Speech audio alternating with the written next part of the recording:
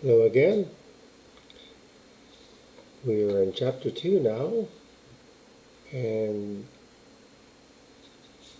let's see what we can learn about differentiating functions.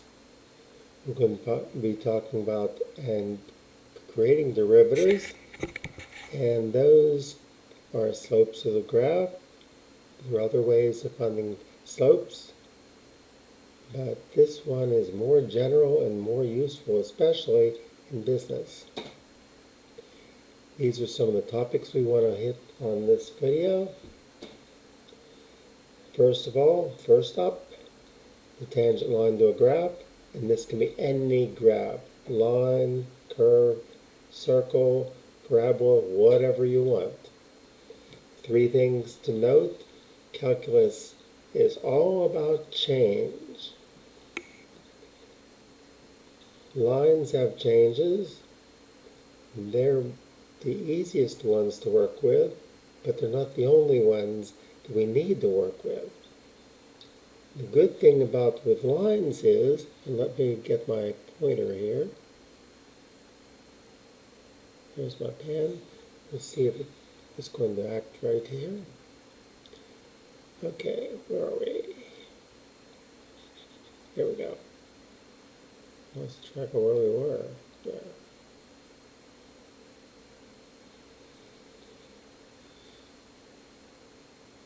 What in the heck is going on?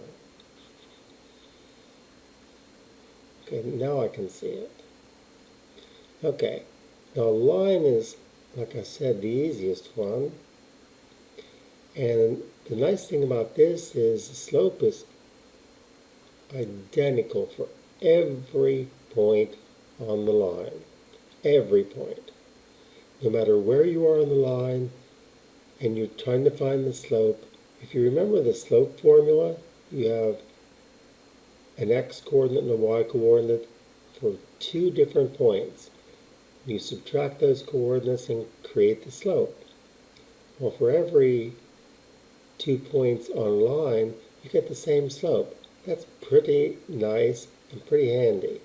However, for other ones, it's not so easy. The one we're familiar with is slope for a line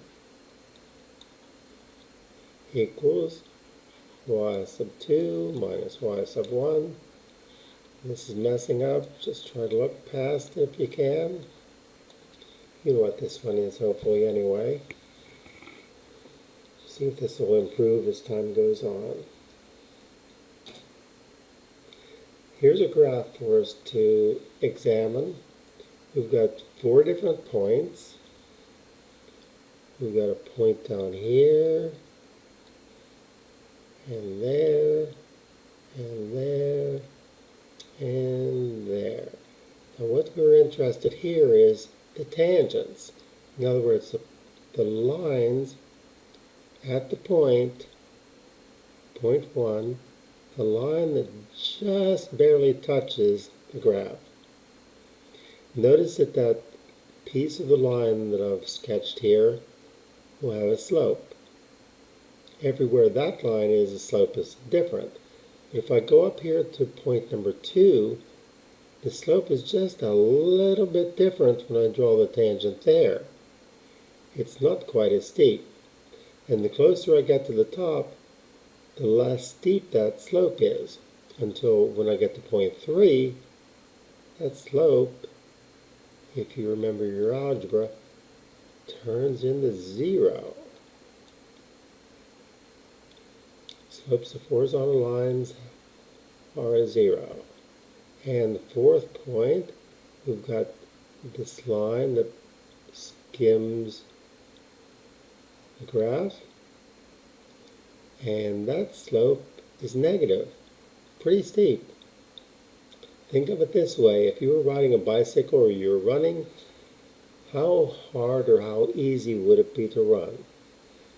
On this particular section right here, you might be in trouble if you were bicycling on that, because you'd start going so fast you probably would have an accident.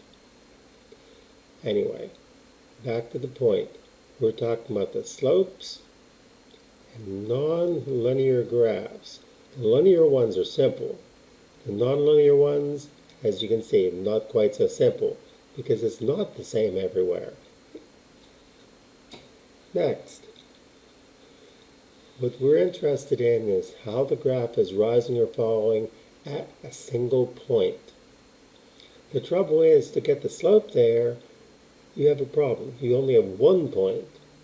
If you use the same point twice to get the slope, you'd have two x values in the denominator that are exactly the same, and when you subtract them, you'd be dividing by 0. And that doesn't work. So we need another way to do this.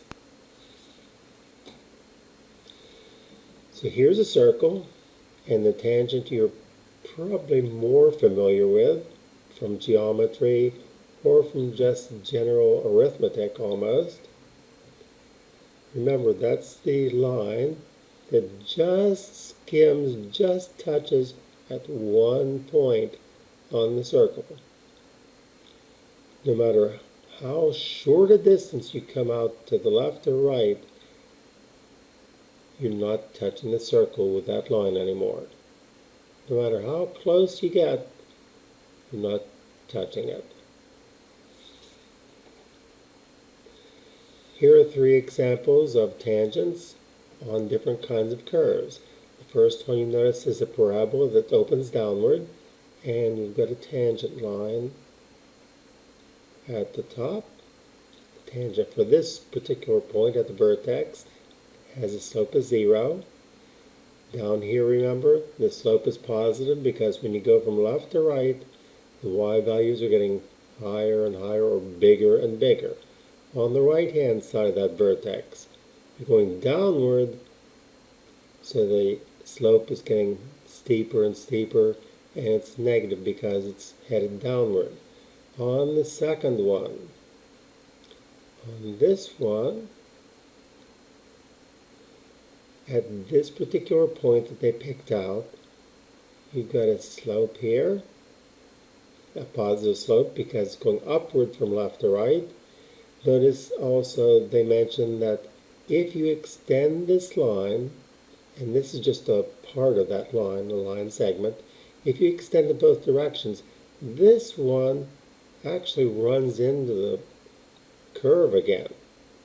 But all we're concerned about is the local activity near the point. And that's what our tangent is concerned with. On the third one, we've got another curve, and at this point that's been pointed out to us, we've got a slope that's negative because as you look at it from left to right, just the way we read, it's going downward. So it's got a negative slope. Next, we're going to look at how a limit can be used to define a general tangent line. Slope of a graph. So this gets a little bit more interesting, but you have just talked about slopes, and we're going to talk about the slope of a tangent line at a point. Now it works a little bit similar to what we did before. If we look at this picture, we have a point down here that we're interested in. We would like to know something about the slope of the tangent line at that particular point. Now, we don't care about the graph's slope exactly. What we want to know is how the y values are changing. And how the y values are changing is represented by the tangent line at that particular point. At this point, if we do our best to draw that line and then pick some points, pick a point out here on that line and a point back here on the line where we started, and find the delta y values. That's how the y value changes from here to here, and how the x values changes from here to here. The x value changes by 1 unit, the y value changes by 2 units. So since the slope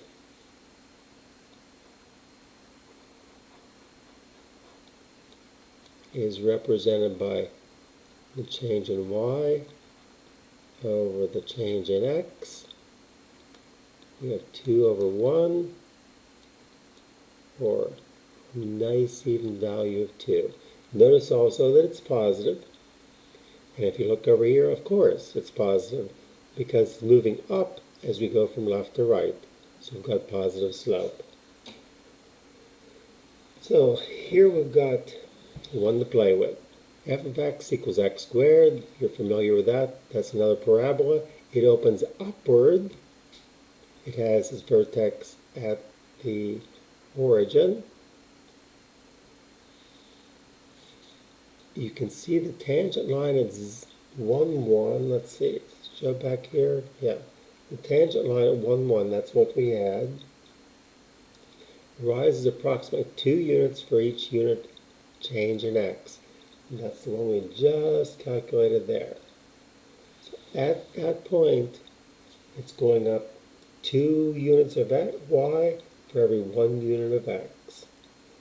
That's sort of what those slopes represent.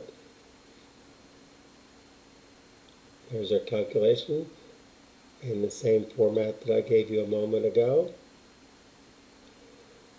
Because it has a slope of about 2, you can say that the graph has a slope of 2 at the point 1, 1.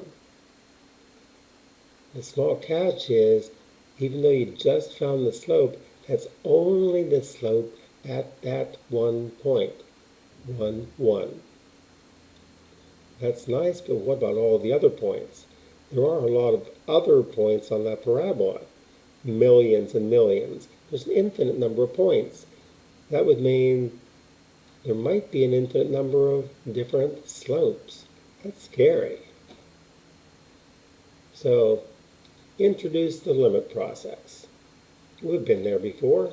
We're not scared of it. So this is how we start. What we've got is a point. We're just going to talk about a generic point right here. It's got an x value and a y value. Remember, f of x is the same as saying y. Now, we want the slope there, but the only way we can calculate a slope is if we have 2 points. We can't use the same point twice. That doesn't work. So what we do is we start at that point. See my pointer there? Start at that point and go to another point on the curve. Pick this point right here. In going from point 1 to point 2, whatever that point is, we'll be changing our x value by a certain amount. That's on the bottom of the triangle. And our y value will be changing by a certain amount. You're going from an x value here. Think of the x coordinates. An x value here. We moved over just a slight bit. Over here, this value is x plus that small bit of x that we add on to it. Those will be the 2 x coordinates to get our slope. Over here, at this starting point, we've got a y value, but we call it f of x. It's the same thing. It's the first y value. Now, since we moved the x, the y also moves. We end up here, excuse me, so we're going from f of x to another y value up here. What's that y value? Well, if you look over here, the y value for this one is associated with an x value of x plus delta x. So we have to use that to feed into the function to find out what the y value is. The x value we're going to use for the second point is x plus delta x. X plus just a tiny bit more. The delta x, remember, represents a small positive amount. We've gone from 1x to 1x not too far away. We want to get fairly close so that this secant line isn't too different from what our tangent line is going to be. So if we use those values, we can calculate the slope of this secant one. But notice that's going to be just a little bit off from the actual tangent lines. So what do? Well, here's fx. F of x is the point of tangency. That's our starting point. There's our ordered pair, starting ordered pair. And we move to the second one. We move by an x value increase of delta x. I'm sorry about those lines. Remember that x plus delta x is just a little bit further away from the x. To get the y value, you just take the x plus delta x, or x plus h if you want to use that, put it into f to get the y value that goes along with that x value. Using those, here's our slope formula. We'll just put those values in. But instead of using the y notation, we'll use the f of x notation. First of all, we'll look at the point we started at. Here's the y sub 1. Here's the x sub 1. Here's the x sub 2. And here's the y sub 2. These points are matching, these coordinates come from the same point, and these coordinates come from the same point. Now down here in the bottom, things clean up a little bit. You've seen that, I think, from the difference quotient in the past. When you take x plus delta x and subtract out the x, all that's left is the delta x part. This is still the slope of that secant line. That's what's important. So we take the difference quotient, you see that on the bottom, the slope of the secant line. And what we've done in going from the graph on the left to the graph on the right is look at what would be the tangent line for the first one. The tangent line would be something like this. I don't want to make it too long because it's trying to make extra lines. It's not the same slope as the secant line we have. How can we make it a better approximation? Well, one way we can make that a better approximation is make delta x a little bit smaller. Translated, that means make the 2 points a little bit closer than they were originally. When you do that, you get closer to the actual value of the slope of the tangent line. If we get closer yet, notice how much closer this secant line, this one right here, notice how much closer it is to what would be the tangent line. Depending on what you need the slope for, that might be good enough. Or get it really close, maybe something like that, and that secant line would be very close to the actual tangent line. Well, how can you do that but not actually use that point twice? Because you can't do that. The x values would be the same, you'd be dividing by 0, you'd be in big trouble. So this is where we come to the limit, the use of the limit function. So the slope of m at a particular point, remember, it's at some particular point we're interested in. How fast is it changing at that particular point? Remember, this still represents an ordered pair x, y. F of x is just another way of saying y. The slope of that is this difference quotient down here.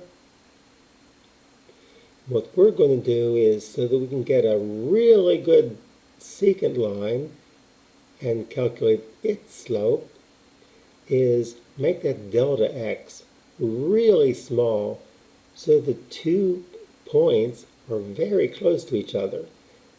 That's another way of saying let delta x approach 0. Here's my notation up here, the one that I like. Just using h instead of delta x. We're taking the limit as h approaches 0. Remember, h just represents a small positive number.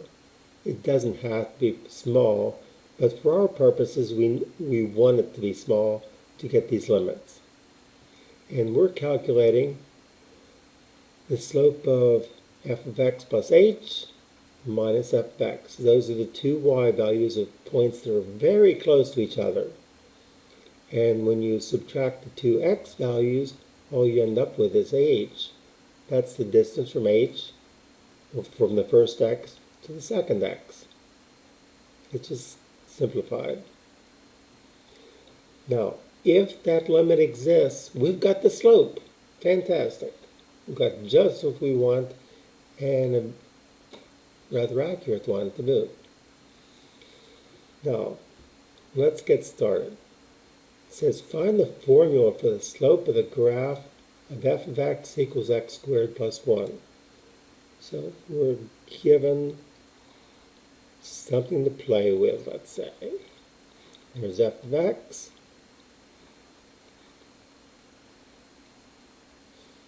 Let me try this again.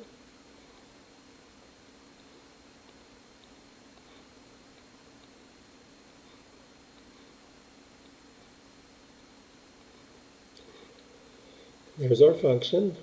What are the slopes at those 2 points?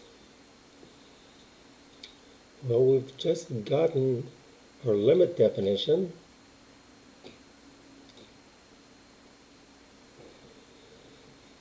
So for the first one, we're talking about what is the slope. Where am I here? Where is the slope? What is the slope at negative 1, 2? That means down here, the x we're talking about is negative 1. Both of these are negative 1s. And we're going to use h, or delta x, as a very small number. So you'll set that up. What's that look like? It looks like this. Now my version of it, if you like that, okay, difference quotient, there's the quotient part. The difference means you're going to be subtracting two things. On the bottom, we'll just put that h that represents delta x. On the right-hand side, remember, you have f of x there. F of x is x squared plus 1 here, the one we're working with. X squared plus 1. All you have to do is copy the original. On the first part is the part that gets a little bit more interesting for a while. So what did I say in class the other day, and what you might have seen previously, is the function is x squared plus 1. That means some number squared plus 1. Another way of writing that would be something squared plus 1. The same thing as we've got over here, except this is the function. This one's going to be the function a little further away. Now what do I put in there? What I want to put in there is x plus h, where the x was over here. So very carefully put in x plus h right there.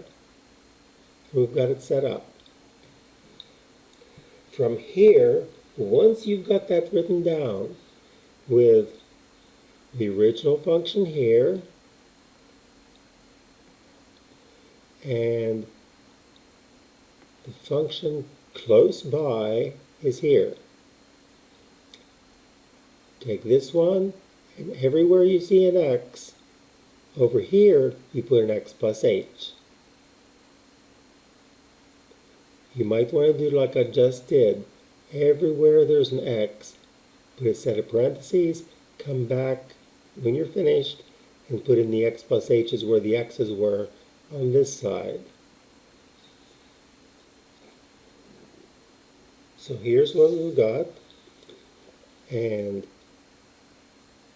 with my notation, not mine really, but the one I like, x squared plus 2x, instead of delta x, I'll write h,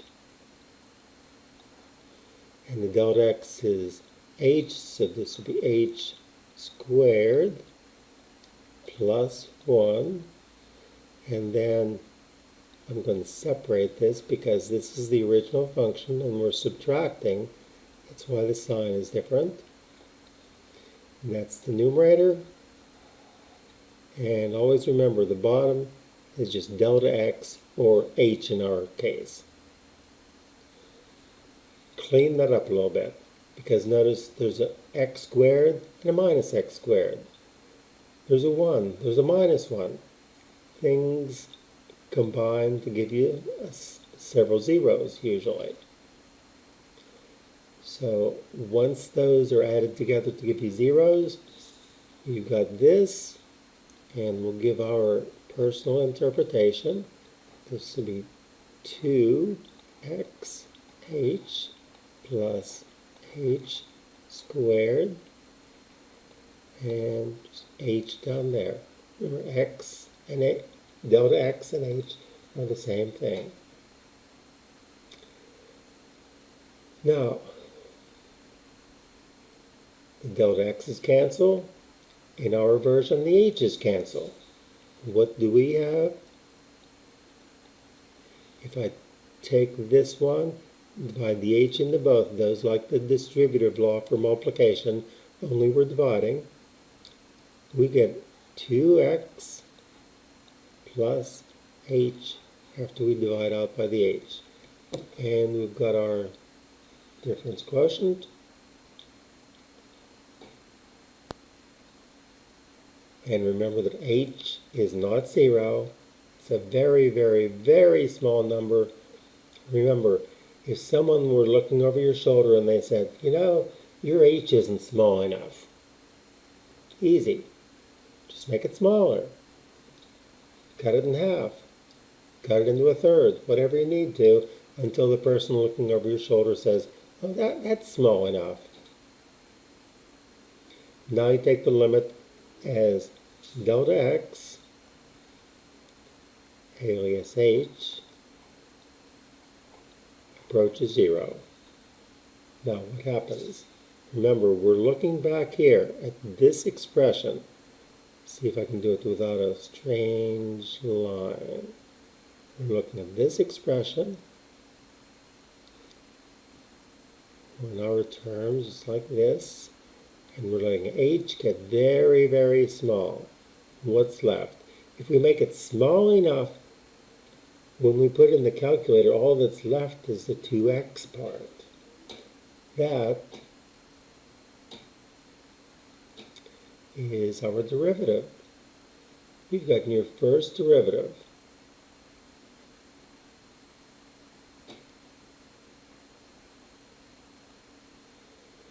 Now, what does this give you? Because it's been a while since we started this question. It says, using the formula m equals 2x. And this is the formula. That means no matter where you look on the graph, if you want to know what the slope is somewhere, all you have to do is put in the x coordinate, multiply by 2, and bingo. You got the slope. You go somewhere else where there's another x, multiply by 2, you got the slope. Simple as that. Well, if it's 2x, it's simple anyway. Next, since we want the slope at this particular point, all we have to do is take a 2x and put our x value in. Over here, remember we had our slope anywhere we want to look for it is 2x. Since our x in this particular case is -1, this is the short calculation. There's our slope at -1, 2. If we wanted a 2, 5, then we'll just put a 2 in where the x was. Get a slope of 4 at the point 2, 5. Take a look at the picture. On the left-hand side, where x was -2, we're heading downward pretty steeply. On the second one, we're on the right-hand side, and the slope there is even sharper, but also positive too. So here we are. We've just got the derivative of a function. Here's where you get to brag to all your friends, the ones that say, I would never take calculus. That is much too difficult, or whatever they want to tell you. Don't listen to them. We started with a function, f of x equals x squared plus 1. We found the derivative, and one of the ways you describe that derivative, there's our function. If you want to talk about the derivative, you put a prime up here. We just found the derivative of this thing is 2x. Let's see if I can write it again without, no, darn it. It's really being contrary. One more try. F prime of x equals 2x. Another way of writing it would be y prime, because y and f of x are the same. Y prime equals 2x. There's another way of writing it. And the derived function, that's why it's called a derivative. You take the function itself, do a little bit of magic, and you get a derived function which gives you the slope at any point you like on your curve. The derivative of f at x is what you get. Here's one way of writing it, and you can, if you're talking with someone on the phone, you can say f prime of x. Next, here's our definition, and we're going to sneak ours in here because we think we have a better definition. And let's see if I can put this in here without a bunch of lines showing up. Y prime equals, I thought I was too ambitious. The limit as h approaches 0 of f of x plus h minus f of x, the original function, over just h. Remember, h is how far you're going from a point to the next point that's going to help you find the slope. That's our derivative of f at x. So when you get that and you want a slope, just put the x value where you want the slope for, and you've got the value. Down here are the most common ways you're going to have the derivative described. I often use dy dx, so if I'm writing at the board, remember dy dx is the derivative of y at that point. Sometimes if I'm in a hurry, I'll write just y prime of y prime. Or if I want to show what I'm taking the derivative of, I might actually put the function itself in. It's just another way of saying the same thing. And this fourth one, I doubt that you'll see too often, but it is another way you would see it. If, for example, I don't think this would be likely to happen, but if you finish this course and you decide, I'm going to become a math major, you might see this at some point. And there is one catch, however.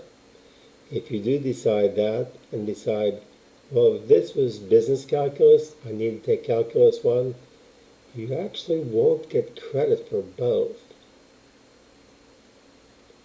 So you'd have to check with the authorities on that one. I just know you can't get credit for both. Next, here's another one we could play with. We've got a function, and just listen to what I'm saying because those lines drive me crazy as well. So we just have to live with it, I guess. Like that. Our function, actually, I'm going to scratch that out because I actually made a mistake. Our function isn't about x. This one is a function of t. And for any t that we choose, we get the y value by taking 2 over t. Excuse me. Now what we want is the derivative of y with respect to t for that function. Okay, don't shoot me, but let's see if I can get as few strange lines as possible.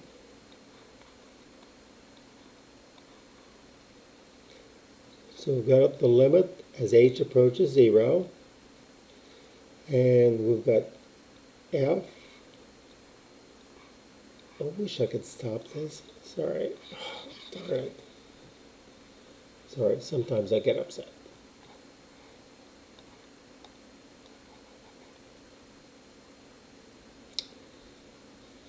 One more time.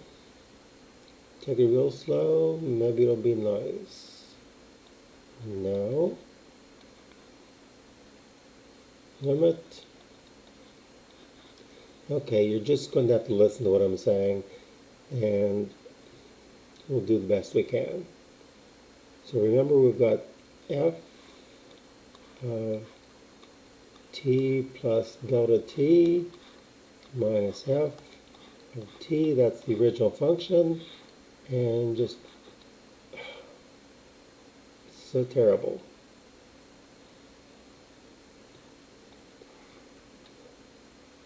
Why does it have to do that?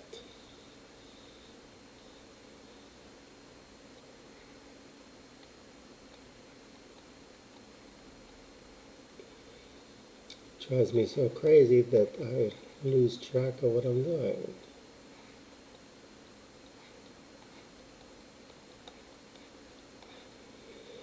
So on the top we'll have f of t plus h instead of delta t.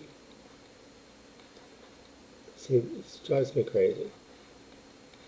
At least with your pencil or pen, that isn't likely to happen.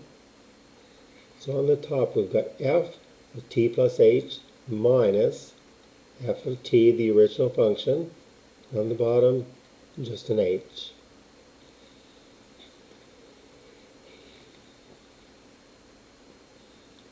So, what does this look like? Let's go down here and try this.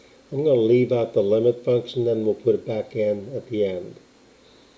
So what we've got is the difference quotient to begin with, and we're going to be subtracting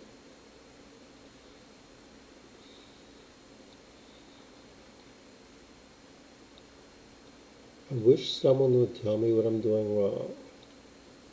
So here's my original function. I'm going to be subtracting that.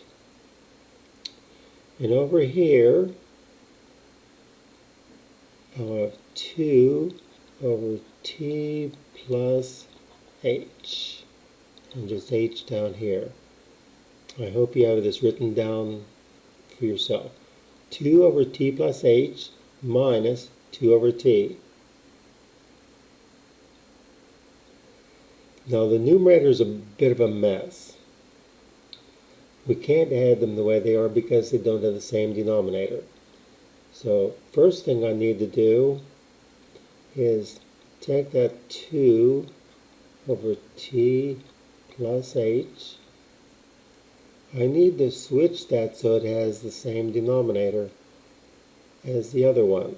Well, first of all, the common denominator is going to be t times t plus h.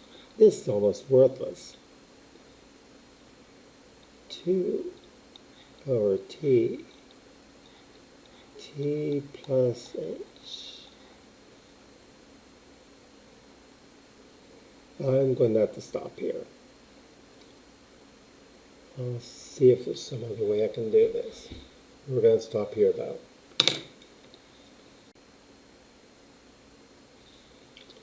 Okay, let's give this a shot here. First of all, I'm going to try to get my pen going here. There's my pen. Pen, come on.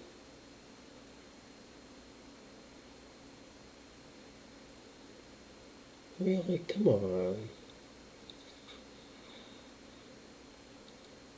There's my pen. Okay, let's see what we've got up here. Let's go up here, see if I can write.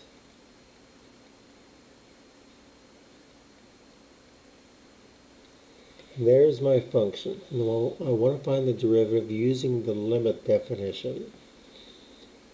So keep your fingers crossed. We need the limit as h approaches 0. On the top, I need 2 over t plus h minus 2 over t and h down here. Notice this is the original function. This is the original function of t plus h put where the t's were before. Before we get to the actual limit part, we need to take care of this fraction. We also need a common denominator if we're going to add those items in the numerator. The common denominator is going to be t times t plus h. Good. So the first one, 2 over t plus h, needs to be written like this. And notice on the left-hand side it doesn't have a factor of t. So we're going to have to multiply the top and the bottom by t to be able to get this denominator. So we'll have 2t. So that's the new look for the first fraction. We also need to change the second one. We had 2 over t, but we need it to have t and t plus h in the denominator. And what's missing? We need to multiply top and bottom by t plus h to get this denominator.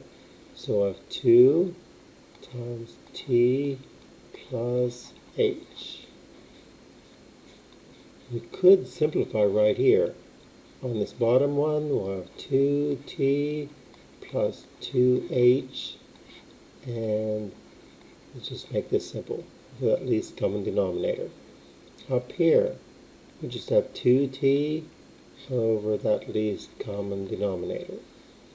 So when I add them together, I've got a denominator of t times t plus h, and to add these two together, all I have to do is add the numerator. For the first one, I've got 2t Notice that I'm going to be subtracting them. So it's minus 2t minus 2h. So when I do the subtraction, I've got minus 2h over t times t plus h. So we're getting pretty close. Now that is the numerator. Let's see, where am I? There we go. We've only got the numerator. This thing is all over h. Okay, that looks like a mess. That looks like a problem. But remember, a long time ago we were taught how to divide fractions. We invert the divisor and multiply. So if we want to do this, we take this minus 2h over t times t plus h, and we multiply it times the 1 over h. Remember, this division becomes multiplication after we invert the divisor. Now what does that give us? If you look closely, we've got something good going for us. H is a factor on the top, h is a factor on the bottom. Cancel, cancel. Both those become 1s. So what do we have?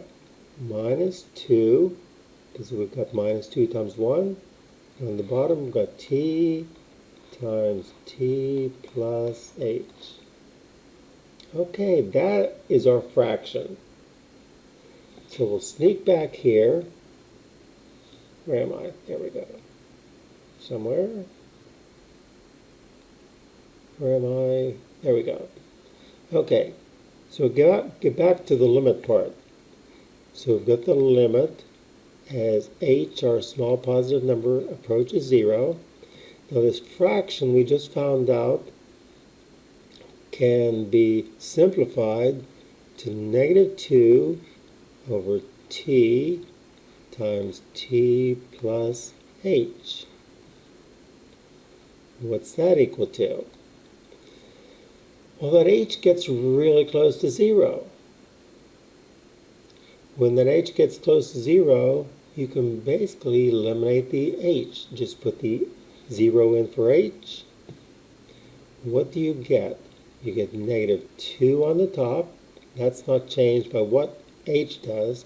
On the bottom, this h sort of disappears. You get t times t, or t squared. How about that? We've got it, folks. That's our derivative. The derivative for that function, y equals 2 over t. Translated, y prime, which represents the derivative, y prime is negative 2 over t squared. Bingo. If you want to write it like this, f prime of x, you got it. If you want to write it like this, dy dt. Remember, we're using t's this time, not x's. And there you go. How about that? And we're going to call it quits on this part. Hit the F10.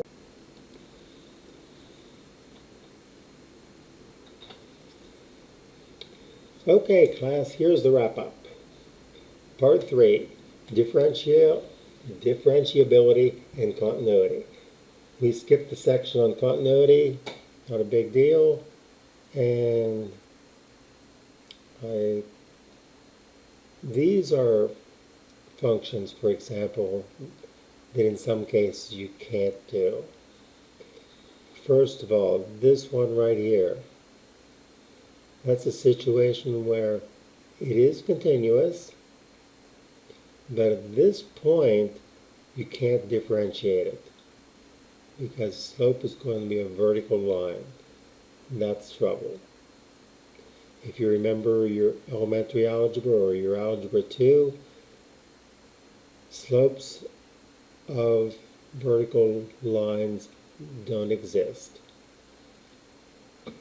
On the second one, notice that if you did a limit on the left-hand side, it's approaching -1.